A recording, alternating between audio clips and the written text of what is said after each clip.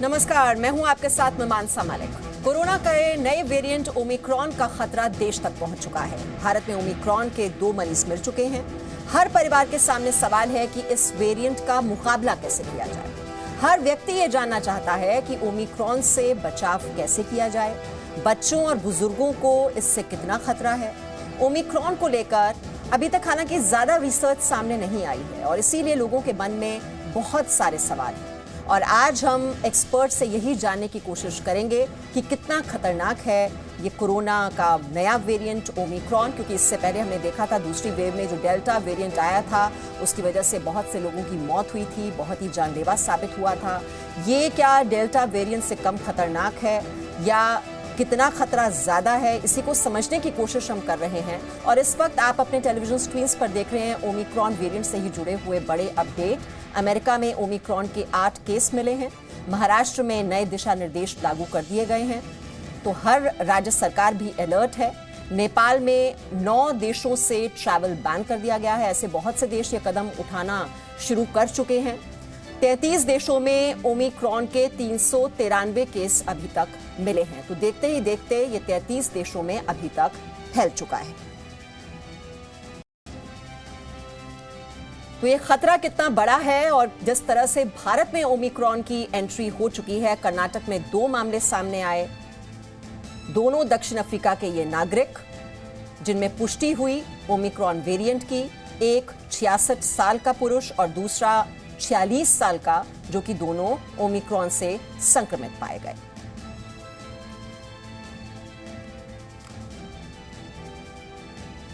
और इस वक्त हमारे साथ 3 एक्सपर्ट जुड़ चुके हैं। हमारे साथ फोर्टिस अस्पताल के चेयरमैन डॉक्टर अशोक सेठ हैं, मेदांता हॉस्पिटल से डॉक्टर अरविंद कुमार हमारे साथ हैं और डॉक्टर संजीव बगई चेयरमैन हैं नेफ्रॉन क्लिनिक के, वो भी हमारे साथ जुड़े हुए हैं। डॉक्टर संजीव बगई, अभी हालांकि कहा जा रहा है कि जितनी स्टडीज आई हैं इस वेरिएंट के जो सिम्टम्स हैं वो माइल्ड बताए जा रहे हैं, बहुत ज़्यादा जानलेवा अभी नहीं बताया जा रहा है। लेकिन क्या ये बहुत जल्दबाजी नहीं होगी ये कहना कि ये डेल्टा वेरिएंट से कम खतरनाक है? जी, गुड इवनिंग। तो जो ये नया वेरिएंट आया है ये लगभग 2 या 3 हफ्ते ही पुराना है पूरी दुनिया में। तो इसकी पूरी इंफॉर्मेशन, जो पूरा एवोल्यूशन है इस वायरस स्ट्रेन का, अभी पूरी तरह किसी भी भाग ऑफ द वर्ल्ड में इतना प्रकट क्लियरली क्लिनिकल सिम्टम्स नहीं देखे गए हैं। जब ये नया वेरिएंट आता है पहले हफ्ता 2 हफ्ते में हम इनिशियल ट्रेंड्स देखते हैं और इसका ट्रेंड ये है क्योंकि इसका जो म्यूटेशन का जो स्ट्रक्चर है बहुत अलग है, डेल्टा से भी ज्यादा है। मैं उसमें ज्यादा डिटेल में नहीं टाइम वेस्ट करूंगा, पर ये ज्यादा पेपर पर ज्यादा लीथल प्रकट हो रहा है। और एट द मोमेंट जो सिम्टम्स हैं ज्यादा बॉडी एक, हेड एक, माइल्जिया और माइल्डर सिम्टम्स हैं, पर ये माइल्ड सिम्टम्स अक्सर 10वें और 11वें दिन के बाद चेस्ट और रेस्पिरेटरी डिस्ट्रेस में कन्वर्ट होते हैं। दूसरी चीज जो देखी गई है साउथ अफ्रीका में, जो ज्यादातर डेटा वहां से आ रहा है, ये ज्यादातर बच्चों में ज्यादा इफेक्ट हो रहा है। 2 और 4 साल की एज में ये ज्यादा है और ये 29% ऑफ टोटल एडमिशन जो हॉस्पिटल में है ये बच्चों में देखे जा रहे हैं। तीसरी बात है जो हमने देखी गई है, जो लिटरेचर में अभी आया है, जो री इन्फेक्शन का रेट है इस ओमिक्रॉन के कारण ये 2.5 टाइम्स ज्यादा है डेल्टा के कंपैरिजन में। सो हमने जो मैसेज है, हमने डबल वैक्सीनेट जितनी जल्दी हम कर सके पूरी जो एलिजिबल पॉपुलेशन है, मास्क नहीं उतारें, हम बिल्कुल सतर्क रहें, बिल्कुल प्रिपेयर्ड रहें, पैनिक ना करें, हम केयरफुल रहें, केयरलेस ना हो। हम बिल्कुल मैसेज दें सब लोगों को कि कोविड अप्रोप्रिएट बिहेवियर जैसे हमें डेल्टा से प्रोटेक्ट करेगा, सेम प्रकार से ओमिक्रॉन में भी प्रिपेयर करेगा। कोई मिस इन्फॉर्मेशन नहीं होनी चाहिए इसके कारण। ये भी एयरबॉर्न है, ये भी वायरस स्ट्रेन है। ज्यादातर ये अभी फिलहाल माइल्ड है, पर माइल्ड को सीवियर होने में ज्यादा टाइम नहीं लगता है। तो हमने बिल्कुल प्रिपेयर्ड रहना है, पर कोई पैनिक, कोई मिस इन्फॉर्मेशन, कोई एंग्जाइटी नहीं होनी चाहिए। जी, तो पैनिक की जरूरत नहीं है, लेकिन हमें सावधान रहने की जरूरत है। डॉक्टर अरविंद, अगर किसी को पहले संक्रमण हो चुका है तो कितना खतरनाक हो सकता है ये? मीमांसा जी, जैसा कि डॉक्टर बगई ने कहा उसी को आगे बढ़ाते हुए मैं बता दूं कि 4 चीजें हैं जो हमें एक नए वेरिएंट में देखनी है। नंबर 1, उसकी इन्फेक्टिविटी कितनी ज्यादा है। नंबर 2, उसमें विरुलेंस यानी कि सिवियरिटी ऑफ डिजीज कितना ज्यादा है। नंबर 3 क्या वो लीथल ज्यादा है, मतलब उसमें मृत्यु रेट हायर है। नंबर 4 क्या वो वैक्सीन को इवेट करता है। तो अभी तक हमें इन 4 में से पहले सवाल का क्लियर जवाब मिल गया है कि यह डेल्टा वेरिएंट के मुकाबले 4 से 5 गुना ज्यादा इन्फेक्शियस है, तेजी से फैलता है। बाकी तीनों सवालों के जवाब अभी फाइनल आंसर आना बाकी है।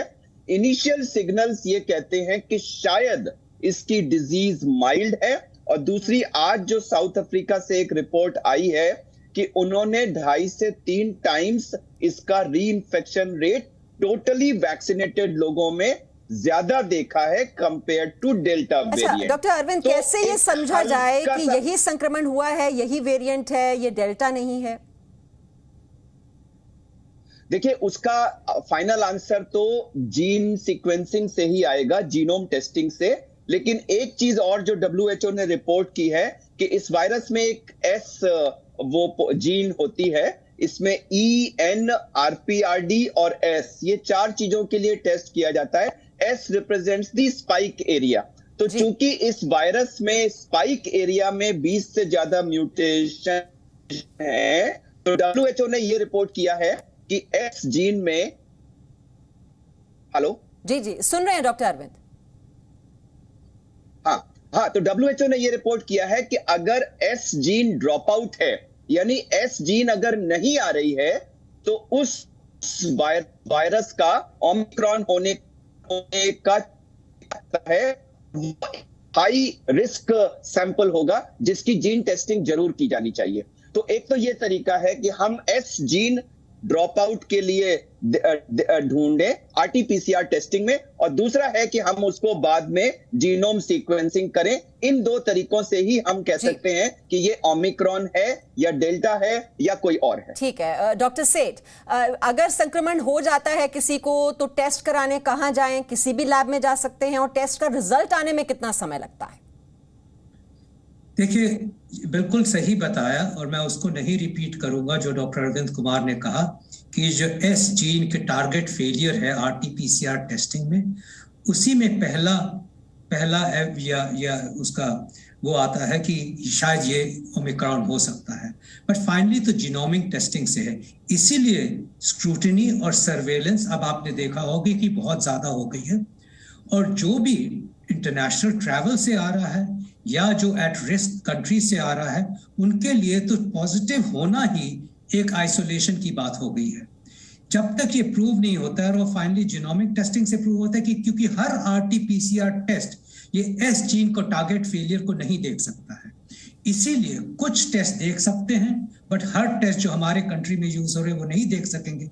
सो हमारा surveillance, scrutiny, isolation, contact tracing, testing एक बहुत अनिवार्य और इम्पॉर्टेंट हो गया है। जहां तक बात आई, जब सिम्टम्स की बात हो रही थी, सिविरिटी की बात हो रही थी, ये भी कहना चाहूंगा कि जो second question doctor Arvind Kumar कह रहे थे कि क्या ये अब हमारी इम्यूनिटी, चाहे वो एक्वायर्ड इम्यूनिटी हो इन्फेक्शन की वजह से या इम्यूनिटी हुई हो वैक्सीनेशन की वजह से, क्या इवेट कर सकता है?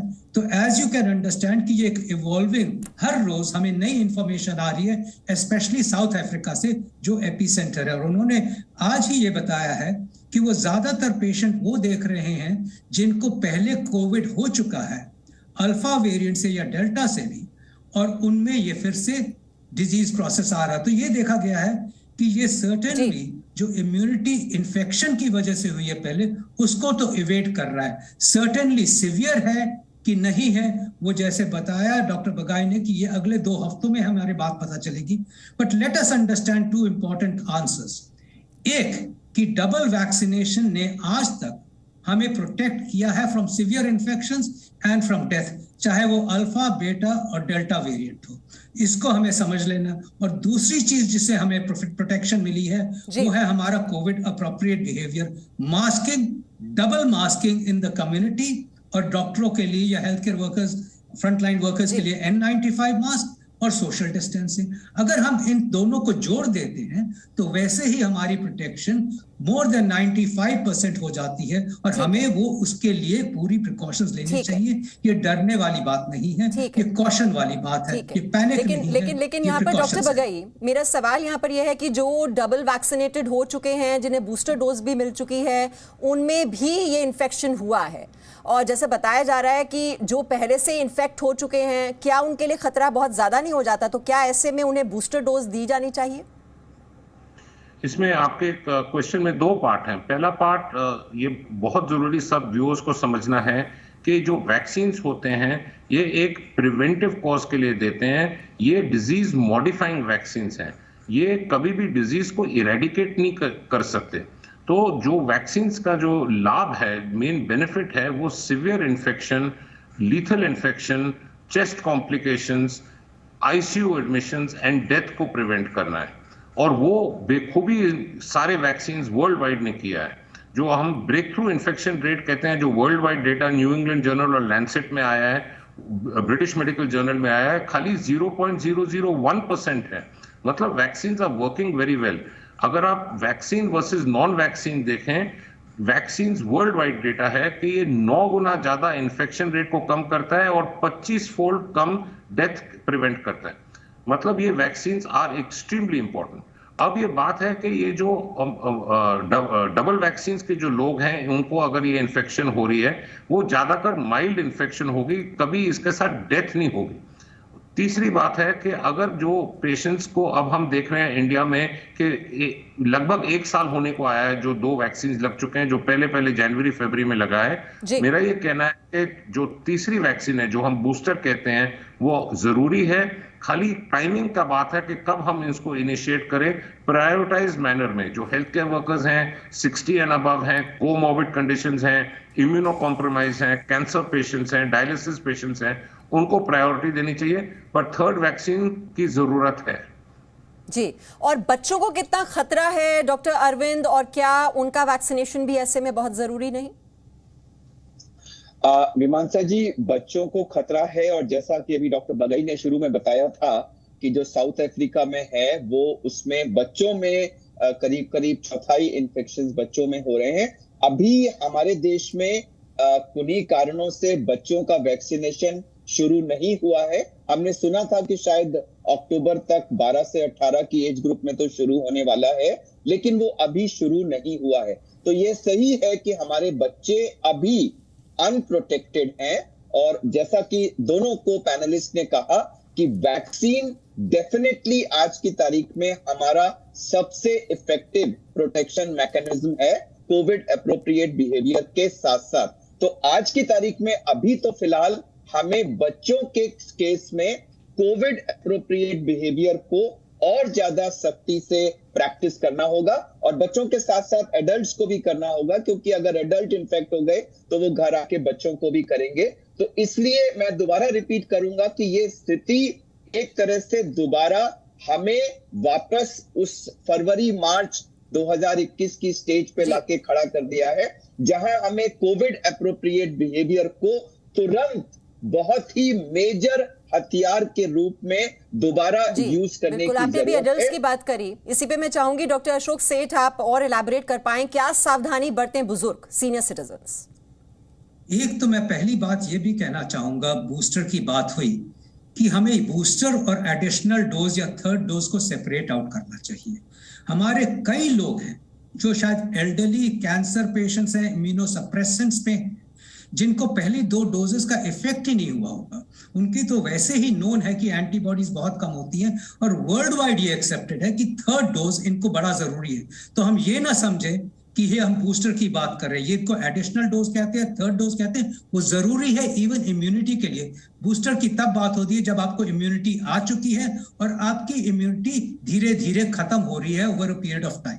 सो पहली बात ये कहूंगा जहां तक इसीलिए ये रोड मैप अब बहुत जरूरी हो गया है, जबकि वेरिएंट्स अराउंड द कॉर्नर हैं, तो हमें सतर्क होना चाहिए और अब बूस्टर का रोड मैप गवर्नमेंट को क्लियरली सोचना चाहिए कि किसको बूस्टर्स दें, जबकि ऐसी स्थिति आ गई है कि हमारे पास डोजेस हैं वैक्सीनेशन की और वैक्सीन एक तरफ वैक्सीन हेजिटेंसी हो रही है जहां की लोग लगा नहीं रहे हैं। 22 लाख डोजेस अवेलेबल है, 22 करोड़ इनफैक्ट अवेलेबल है जी। होपफुली कहीं वेस्ट ना हो जाए और लोगों को specially elderly, health care workers, frontline workers को बूस्टर ही ना लगे। याद रखिए कि 8 से 10 महीने हो गए हैं जब से कि पहले बार वैक्सीन लगी थी। सेकंड बूस्टर डोज के लिए आप कह रहे हैं कि एक रोड मैप तैयार करना बहुत जरूरी हो जाता है और डॉक्टर बगई एसेंशियल हो गया और अब तो इमीडिएट हो गया है जी। डायबिटीज है, किसी को हृदय रोग के जो मरीज हैं, जिनको लाइफस्टाइल डिजीजेस हैं, कोमॉर्बिडिटीज हैं, वो क्या करें, वो इस खतरे से कैसे बचें?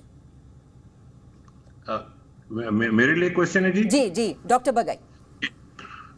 अभी फिलहाल तो थर्ड डोज जैसे गवर्नमेंट अप्रूव करेगी, मेरा ख्याल जो वनरेबल पॉपुलेशन है, हेल्थ केयर वर्कर्स है, उनको कराना जरूरी है। But in the mean time जो लोग पहले शुरुआत ऑफ 2021 में वैक्सीन ले चुके हैं, क्राउडेड प्लेसेस में नहीं जाना, ये बहुत जरूरी है कि ये outdoor transmission and indoor transmission दोनों हो सकता है। अल्टीमेटली हम ये ना भूलें कि ये वायरस एयरबॉर्न है, ये एक कमरे में 9 घंटे से ज्यादा वायरॉन सस्पेंड रह सकता है, ये एक कमरे से दूसरे कमरे जा सकता है। मास्क पहनना बहुत जरूरी है। अगर दोनों लोग मास्क पहने और वेल फिटेड मास्क पहने, N95 या at least triple layered mask with a surgical mask, आपका जो चांस है इन्फेक्शन का ऑलमोस्ट 95-98% कम हो जाता है। और तीसरी मोस्ट इंपॉर्टेंट चीज है कि आपका अगर वैक्सीन लग चुका है, आप प्लीज मिस इन्फॉर्मेशन में मत रहिए कि मेरे को इन्फेक्शन हो जाएगा। इसमें डर नहीं होना चाहिए।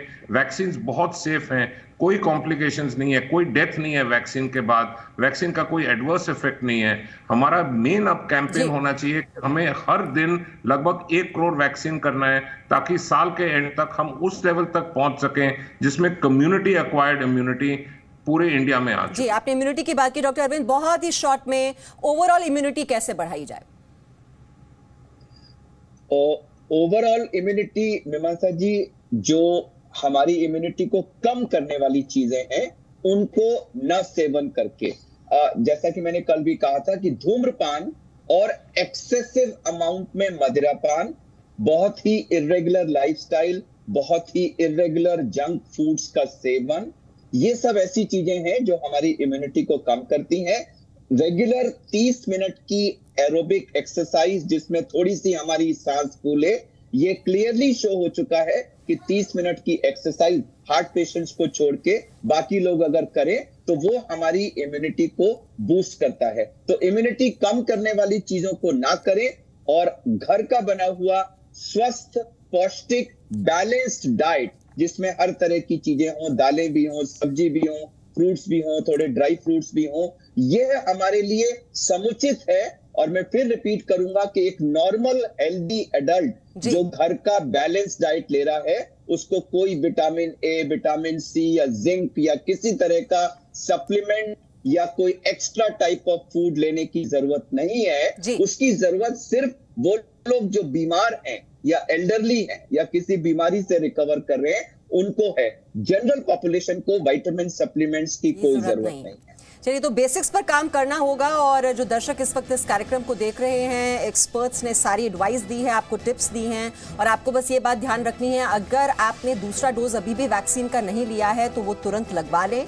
और 3 लेयर्ड मास्क, जैसे कि डॉक्टर बगई ने बताया, वो आपके लिए बहुत जरूरी है। सर्जिकल मास्क, N95 मास्क, इसका इस्तेमाल, और सोशल डिस्टेंसिंग, 2 गज की दूरी। तो दवाई और कड़ाई दोनों जरूरी हैं ऐसे में, इससे अगर बचाव करना है। बहुत बहुत शुक्रिया सभी मेहमानों का, हमारे एक्सपर्ट्स जिन्होंने पूरी जानकारी दी। Presenting B News app available on Google Play and App Store. Download it now.